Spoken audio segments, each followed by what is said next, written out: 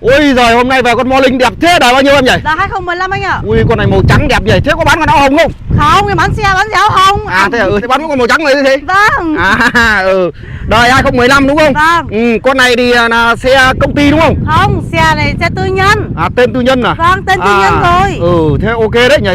Ôi nhưng con này chưa có tivi. Ôi, anh mà mua em mua cho anh tivi mới. Lắp cái tivi mới ở cái màn hình đấy. Đúng Ok. rồi. Cả cam nùi nữa nhá. Vâng. Con này thì thôi cứ 200 để cho anh nhá. 200, con này có hơn 100 thôi. Hơn 100 á? Vâng. Thật không hay đùa đấy. Thật. Ủa, thế thì hơn 100 thì khả năng anh mút con này được đấy nhỉ? Mút được luôn đấy. Ô đẹp rồi rồi giờ. Thế chính xác là bao nhiêu em? 145 triệu. 145 triệu à? Vâng, bao hồ sơ. Bao cả hồ sơ đó. Vâng. Thế cái giá này nghe cũng có vẻ yêu thương, có vẻ hợp lý ấy nhỉ? Thế thì con này đăng ký 5 chỗ đúng không? Vâng, đăng ký 5 chỗ. Đời 2015.